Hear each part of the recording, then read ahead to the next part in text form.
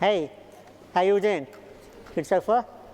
Okay, so we're going to talk about e-scooter rentals, or micro-mobility, as these guys like to refer to it. That's like scooters. And so before we start, I just want to get a quick show of hands. Who in the audience has rented or ridden one of these e-scooters? Okay, it's obviously a burgeoning market. Quick disclaimer, I have never ridden an e-scooter for obvious reasons. So I'm going to start with a really easy question to get the panel warmed up, which is this space already has like a ton of capital, like millions of dollars have gone into it already. There's at least 6 credible competitors. Arguably, there's very low barriers to entry, right? Anybody can put e-scooters on the streets. It's not clear how defensible the market is, and I'm told that the e-scooters themselves, like, they fall apart, they get stolen. So why is this a business that you guys want to be in? Let's start with Roy. So starting with Roy, if we look at how the US looked a year ago, we kind of see some similarities to what's happening in Europe today. So in the US, there was Bird, there was Lime, and there was a bunch of other companies. And 1 year forward, it's only Bird and Lime that are still standing. And in Europe today, like you said, there's 5, 6 different companies, and essentially they're all chasing the same thing. They're all chasing the same numbers, the same rides, the same markets. And there's a lot going on. And we think that something similar is going to happen there, that there's only going to be a few players still standing at the end. And I think it's about just working towards the long term, being transparent, having open dialogues, working with cities, and build for the long term to actually solve some of the environmental goals that these cities have. Okay, we've got Notion, Adam. Yeah. You guys have invested in Tier. Yeah. So what? And you told me before backstage that you looked at a lot of mobility, like micro-mobility companies and e-scooter companies. So again, taking what I just said, that in some ways it looks like a terrible business to be in. Why did you invest? You weren't supposed to repeat that. Uh-huh. No, I think no. We. I mean, this was the debate we had. We actually spent about 7 or so months looking at mobility, everything from ride sharing to scooters. We initially discounted scooters for the reasons that I think you mentioned. We felt like it was too competitive, companies were burning too much cash, isn't the game already over? And then we did some more work on it, and we came back to it, and I think potentially, contrary to what JK might think, is we think it's actually a very good business model. We think you could be the number 3 or 4 player globally and have a massive business. We also think that there's some things that are very different to the kind of ride-sharing marketplaces where you really do get kind of a winner-take-all dynamic in key markets. And the biggest one being the regulatory environment. In this case, the regulators, cities, this is a vital part of their infrastructure. And we don't think they're going to let one player control that. So as long as you're one of the few that matter in a key city, our math says that this can be a really attractive business. And of course, you need capital, and there's a little bit of a war on capital right now, but beyond that, it looked very attractive to us. Okay, I'm going to come back to the capital in a minute. Yeah. Obviously, Taxify, Bolt, you built, ride-sharing business, very successful.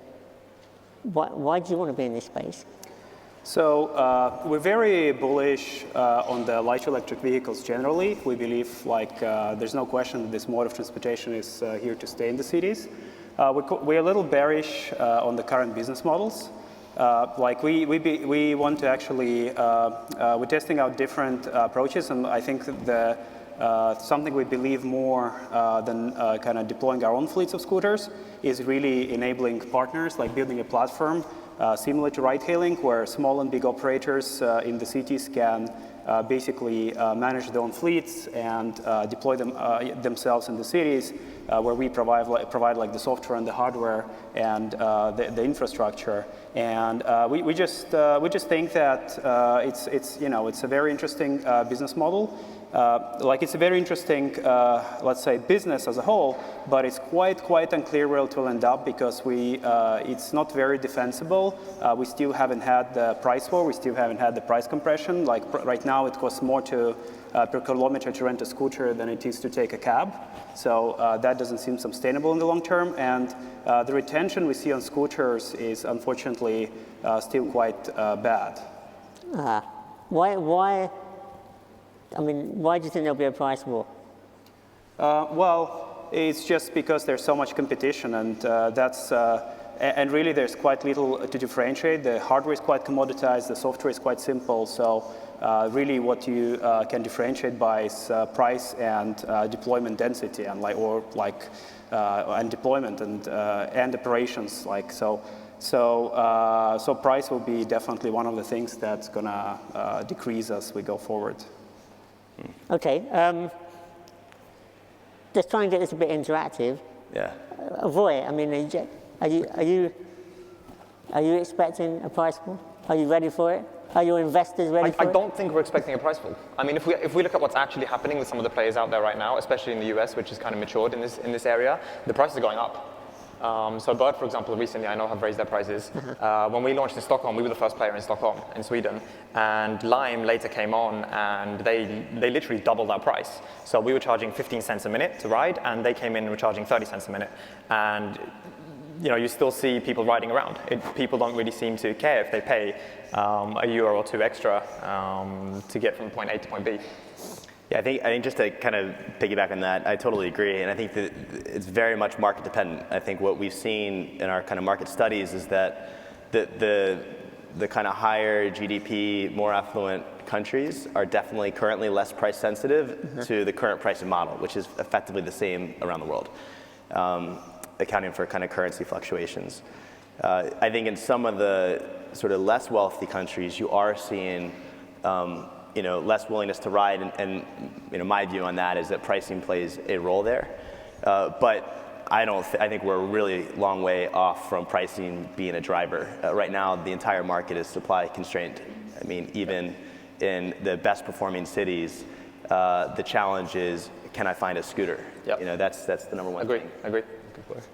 Okay, and then I want to return back to venture capital, because for me, I've seen, each of the European players have raised quite a lot of money already, like, tens of millions of dollars, in a space that is very, very early, okay? And yet you're all rolling out very, very quickly, multiple cities, 10, 20 cities. I know Voy, don't think it's been made public yet, but you recently hit 3 million rides. 3 million rides, yes, we did. And it was 2 million when? It was 2 million just over a month ago, I believe. Right, exactly, right? Yep. So things are picking up. But what I've observed is this feels very un-European, okay? By which I mean is multiple VCs attacking the same space where there's already arguably 2 hugely funded Silicon Valley competitors, okay? This doesn't feel normal. Yeah. Why are the ambition levels so much higher this time around, say compared with when Uber, rolled into Western Europe, or when Deliveroo got a lead and then there were Uber Eats, like nobody wanted to touch food delivery, okay? But in scooters, that's not happening. So maybe. Yeah, Adam, I think I'm an American. I have a bias against the sort of let's take a business model that's worked in another country and replicate it for Europe. I think that as a sort of former founder, that feels a bit lame to me. I think that said, in this space, Europe is fundamentally different. It's 4.5 times more dense than the United States. There's actual infrastructure for cycling and thus scooters. The air is horrible across Europe. London, Paris, Madrid. These cities have toxicity that's comparable to Shanghai and Delhi. even though it doesn't look that bad. So I think, and sort of the regulators, cities, governments are aware of how bad that is. So I think you have this phenomenal foundation plus a real need to change. I think there's a consumer appetite for not sitting in a car all day. So I think all of those factors to us said, yeah, sure, there's some American players, but Europe is fundamentally different. And in our view, Europe is actually the market to win globally. You win Europe, you have a shot at being the global leader. But why isn't a Silicon Valley company going to win here? They got more money, arguably they're better at this kind of thing. But actually, I think for me, the thing that changed compared to 10 years ago is that everybody saw that Uber was repeatedly beaten by local players. They were beaten in Russia, they were beaten in China, they were beaten in India, they were beaten in Southeast Asia. And I think unlike the kind of 20 years ago, 10 years ago when Facebook and Google, we kind of took the global markets, it was clear that, well, just generally transportation plays more local, but also that all this different ecosystem have matured enough that they can compete on equal ground with Silicon Valley. So there's money, there's capital, there's engineers, there's business acumen, entrepreneurs who are willing to take that on. And so I'm working for one of those companies, and I think it's becoming more and more clear that this easy global place, that everybody's afraid to invest and everybody's afraid to challenge, are done.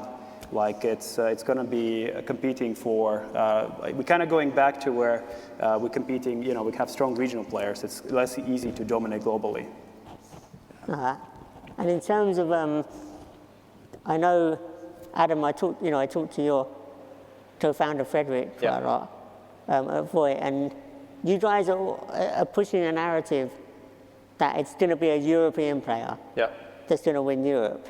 And the argument you make is that with the regulation and the different reactions from the cities, some are quite pro-scooters, some are more reluctant. I don't know where the heck London is at. We'll probably talk about that in a minute.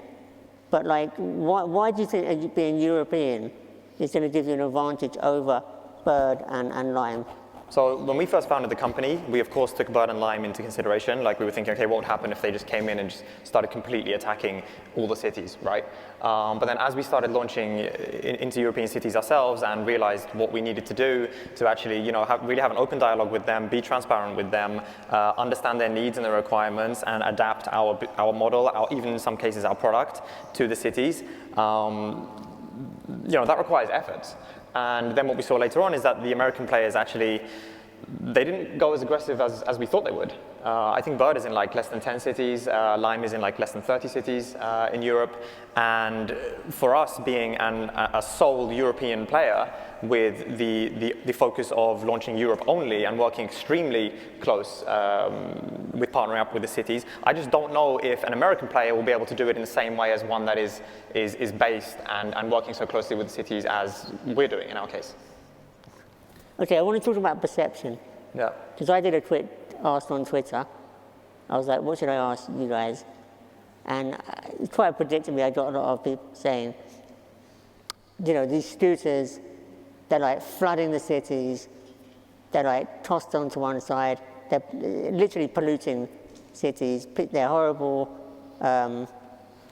they, even environmentally, they're not necessarily as good as they seem to be, because they may be powered by electric, but the hardware falls apart, it's discarded, and there's a kind of a backlash. So what do you say to people that see it as a kind of fad, one, and two, what's the pushback from the cities themselves? Because I know the argument is, it stops people using cars, and therefore it's good for a city with pollution and stuff. But actually, I think scooters compete as much with cars as they do with people walking, right? So, what's the pushback, and why is there kind of already potentially a mini backlash against e-scooters? And we'll start with Voi. So, look at cars. They take up even more space, right? Which is what you just said. And then when it comes to usage, I think it's just about that these companies, like Voi and other players, they just have to do their best at really educating the users of how to use the vehicles, what is best behavior. And then, again, always listening to the city, having really close dialogue with them, and always fulfilling their needs. You know, sometimes we may, for example, launch a city, a month in, a couple of weeks in, they'll be like, okay, we want to set up some incentivized parking zones where we would really like it if citizens could park in these areas. So we adapt our product to that. Or we would really like it if people don't park in these areas. So then we build that so that they can't do that. Yeah. I think just to add to that, I mean, before we made our investment, we spoke to about 15 different municipalities to understand their view on scooters. If they were just blanket against the concept, we weren't going to move forward.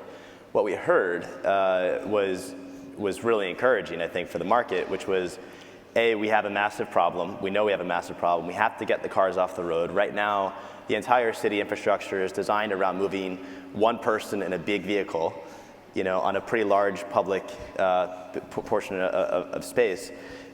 We'd like to get to the model where we can have many more bike lanes and much more infrastructure to support bikes and scooters, et cetera. So I think the pushback is not so much around the future. The end state, I think, is clear. It's more around what do we do to get there, and how can we prevent things from being sort of chaos in the interim.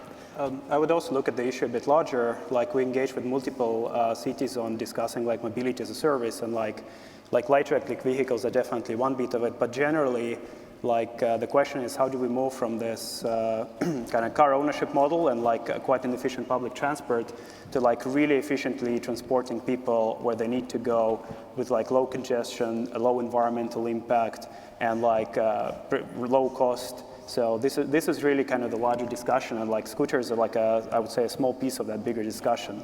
And when you engage cities on this larger discussion, it becomes a much kind of easier to try and engage them. And all of them are interested. All big cities now have a mobility as a service, some kind of like program.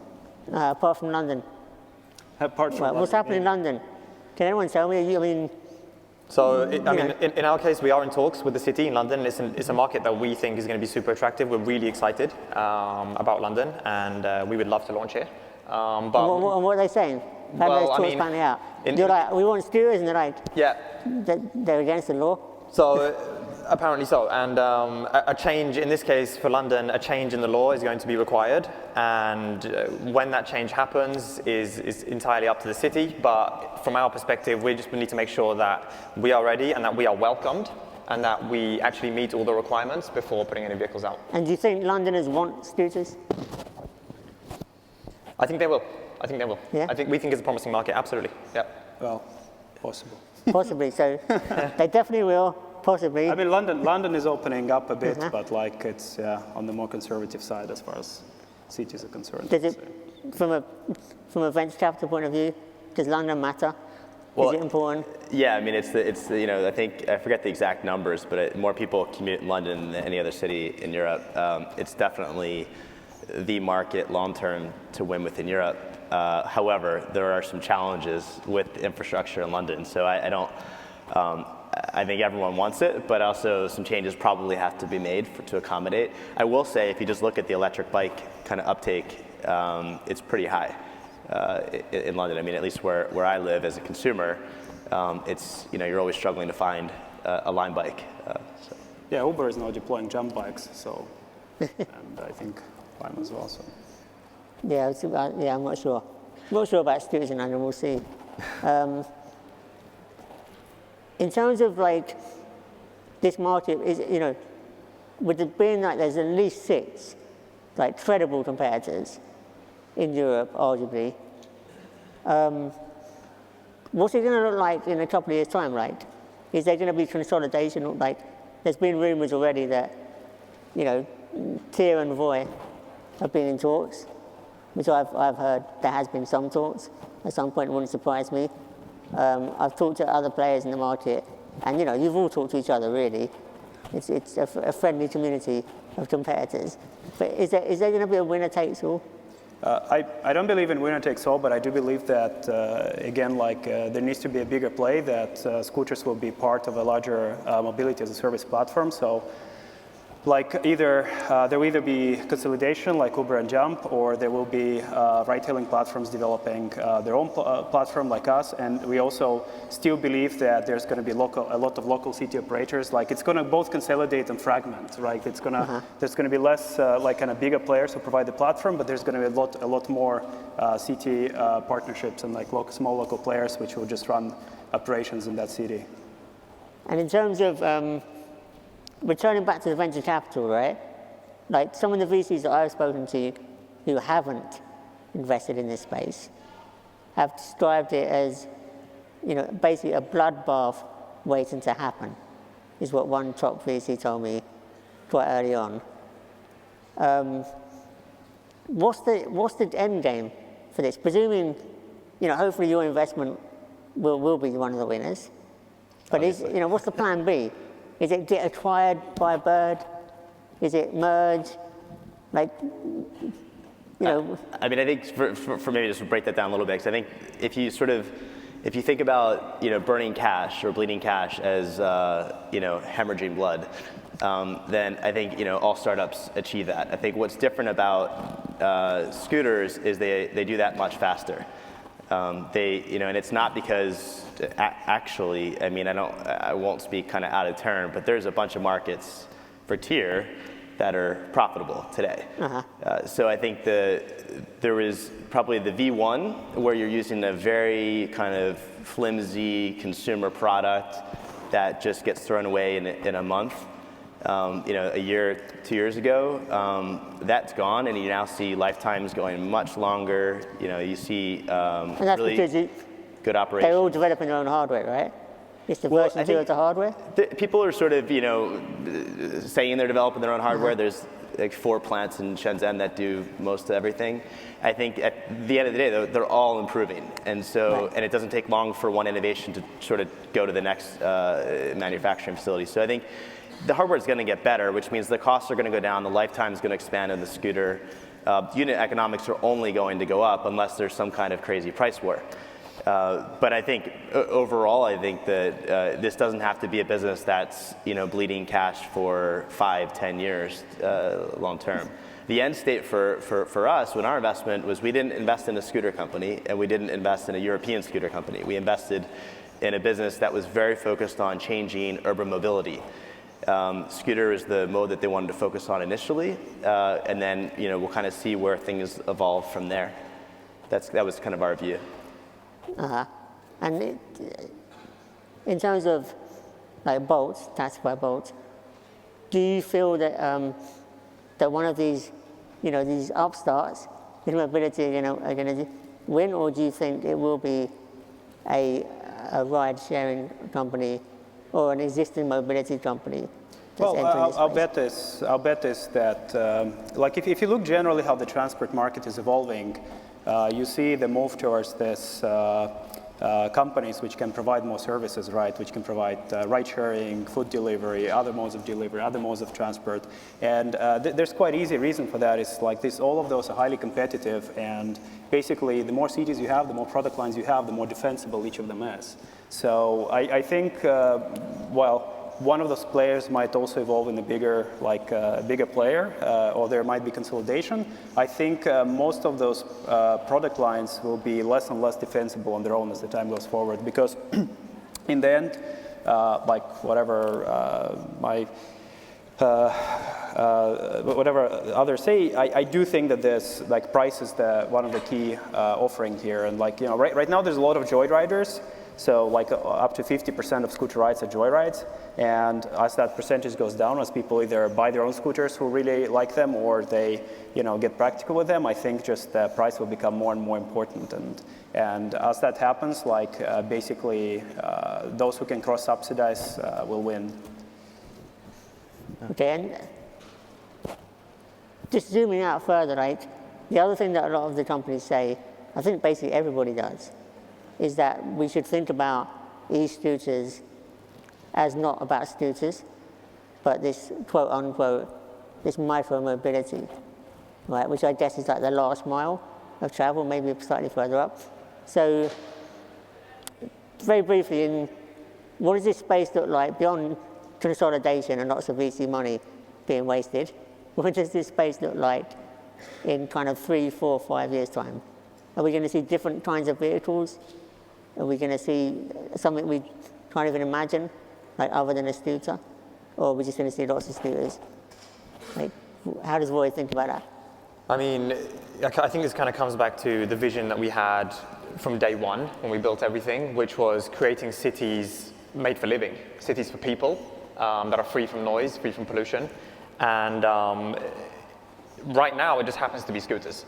But in the future, I think it's going to be multimodal forms of transport. So it will be more than scooters, which is something that we're looking into as well now. We released a couple of new products. We're going to be going into bikes, cargo bikes.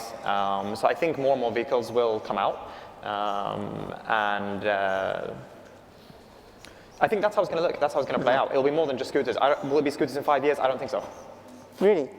Yeah. You don't think scooters will be ready? I also don't think so. Like one of the very easy reasons for that is like scooters don't work in rain.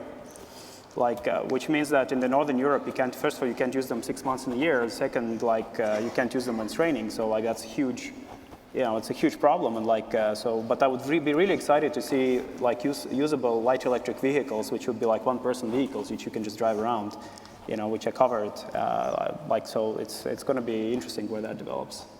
It's funny, since we made the investment in Tier, the kinds of things that people send me now, because it's sort of, you've invested in mobility. I mean, we see some crazy hardware, just really, I think wheelchairs are going to be massive. What's that? Wheelchairs are going to be huge. Yeah. That's what I think I agree with both of you. I think that there's going to be, what we think of as a scooter today is going to be able to, ride in the rain, ride in the snow, cold weather. But I will tell you, as crazy as those pitches that get sent to me are, they're all more effective than a car when you just look at the efficiencies. So I think that there's going to be some real creativity once people realize that we can kind of break out of this sort of five-seater and do some of the things you talked about with light electric vehicles.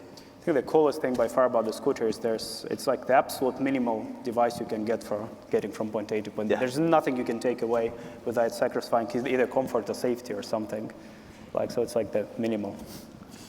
So I'm not sure how much time we've got left, but I always like to ask this question, respectively for each of you in the space. So for this, we'll presume that you're representing Tier, right? For you to win, who has to lose? I'll start with Roy. Who has the what, sorry? For you to win, who has to lose? Who has to lose? Yeah. As in, which other player has to lose? Could be a player like you would, yeah. I think the one that has to lose in that sense is the one that fails to see the value in partnerships and partnering up with the cities. So Forbes did an excellent cover on with the headline of "Partnerships are the key to fast expansion," and it's something that we valued from day one. And approaching the cities and having the mindset of ask for permission, not for forgiveness. So not just entering a city, spreading out these scooters, and then just hoping for the best, but actually approaching them and understanding what are your environmental goals, what are your requirements, what are your needs, and making them understand that we are one together with the city. And I think the ones that fail to see that can struggle. So it's European diplomacy that's going to win. Yeah. Okay, we'll see. Just don't mention Brexit. It's a good question, because I don't think, we are in such a rising tides moment in this space. So I really don't think that competition is what most people, most of the 4 teams, I'd say there's probably 4 that are really vying for that spot. I don't think that's what they're obsessing about every day. It's more around operations and safety and partnerships and sustainability. Tier just put several thousand scooters back in the street that they repaired, which very much around the sustainability thread. So I think those are the kinds of things that I think people are thinking about. I will say that it's going to benefit the industry if people think about capital efficiency. And I think, to me, if there's a player that is just willing to burn cash, which I don't think that is possible in today's climate, but if they're just willing to burn cash kind of at no expense, I think that will be bad for the market, bad for the potential leaders, and ultimately bad for that individual company. I don't think it's a zero-sum game. In reality, we're talking about like the whole consumer transportation market globally is $11 trillion annually. It's absolutely gigantic market, you know. Like Google and Facebook, which are two of the biggest companies in the world, they basically are in the advertisement business, which is a $1 trillion market. So we're talking about the market which is 11 times bigger than what, you know, the advertising market, which is already huge. So there's going to be lots of room for lots of players, that's for sure. I mean, there's going to be winners and losers, but I think it's mostly going to be about execution. It's not going to be like that somebody has to lose for us to win. I think there's room for like at least several players in most markets. Like it's not going to be monopolies. And when, like, how soon before there's some kind of acquisition in this space? Like, surely we can't sustain 6 players, 7 players for that long, no?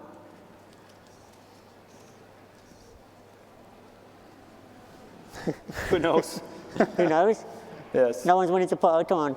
I mean, I'll come in. I think you have to think about what you're buying. I think if all you're buying is the ability to take out a competitor, I don't think that's very compelling. I think if what you're buying is actual capability and an amazing management team, you know, operations or a presence in certain markets, that's kind of interesting. But I don't think there's going to be like a big acquisition spree on anyone's behalf. I would actually agree with that. Like it's hard for me to see as well what we're buying. Like if I would look at both like for acquisition, then like I said, those businesses are not very defensible. Like if we want to spend that much money, why not just buy the scooters and deploy them ourselves? We have operations in most cities, like already. So it's not